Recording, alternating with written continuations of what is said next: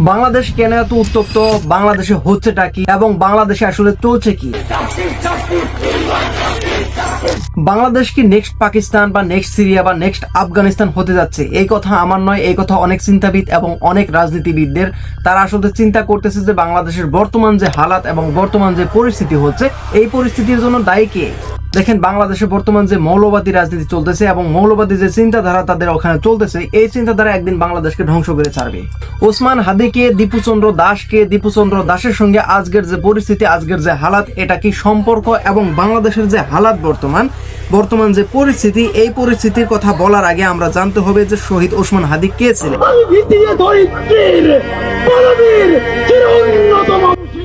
ওসমান হাদি একজন ছাত্র নেতা তথা ইনকলাব মঞ্চের স্পোক পারসন ছিলেন এবং তিনি আগামী নির্বাচনে এমপি পদে নির্বাচন খেলতে চেয়েছিলেন ঢাকা ৮ নং সেক্টর থেকে। কিন্তু ডিসেম্বর 12 তারিখে দুর্বৃত্তরা ওনার মাথায় গুলি চালনা করে এবং 15 ডিসেম্বরে সিঙ্গাপুর নিয়ে যাওয়া হয় না, কিন্তু 18 ডিসেম্বর উনি চিকিৎসাধীন অবস্থায় ওনার মৃত্যু হয়। ওনার এই মৃত্যুকে ওনার ভক্তগণ সহজে মেনে নিতে পারতেছেন এবং ওনাকে শহীদ হিসেবে অভিহিত করেছেন।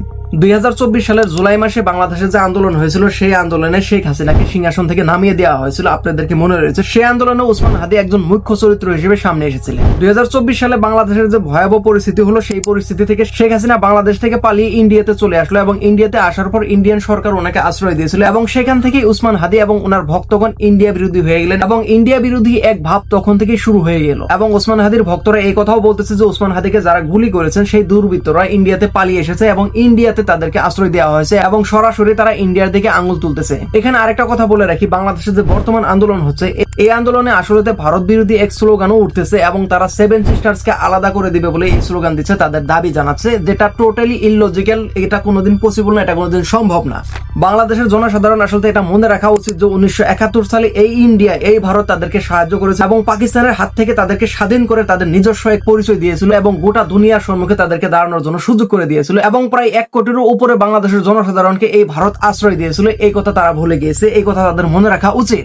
সে একই দিন 18 ডিসেম্বর বাংলাদেশের আরেকটা বড় ঘটনা হয়ে গেছিল। দীপুচন্দ্র দাস নামের এক হিন্দু যুবককে তারা পিটে মেরে তাকে গাছের সঙ্গে বেঁধে জ্বালিয়ে দেওয়া হয়েছিল এবং এই কথা বলা হয়েছিল যে সে ইসলামিক বিরোধী মন্তব্য করেছিল। এবং এই আন্দোলন এখানেই থেমে থাকেনি, বাংলাদেশের 2টা প্রধান মিডিয়া হাউস, প্রথম আলো এবং দ্য ডেইলি স্টার নামের 2টা মিডিয়া হাউসকে তারা জ্বালিয়ে দেয় এবং ইন্ডিয়ান এমবেসিতে তারা হামলা করে এবং ইন্ডিয়া বিরোধী তারা স্লোগান দেয় সেখানে গিয়ে। এখানে একটা কোয়েশ্চন উঠে আসে যে বাংলাদেশের যে পরিস্থিতি, এই পরিস্থিতির জন্য দায়ী কি? তারা যে ভারত বিরোধী স্লোগান দিচ্ছে, ভারত বিরোধী স্লোগান না দিয়ে তাদের আভ্যন্তরীণ যে শত্রুগুলো রয়েছে, তাদের দেশের ভিতরে যে শত্রুগুলো রয়েছে, তাদের বিরুদ্ধে তারা লড়াই করা উচিত এবং তাদের বিরুদ্ধে তারা আওয়াজ উঠানো উচিত। বাংলাদেশের এই পরিস্থিতি আজকে কেন হতে যাচ্ছে এবং এই পরিস্থিতি কেন হলো জানি না, এই আন্দোলন কতদিন পর্যন্ত চলবে, কিন্তু আশা করি যে বাংলাদেশের পরিস্থিতি সামান্য পরিস্থিতিতে আসুক, সব পরিস্থিতি নর্মাল হয়ে উঠুক এবং জিও পলিটিক্যাল সিস্টেমের সঙ্গে তাদের সুসম্পর্ক হোক।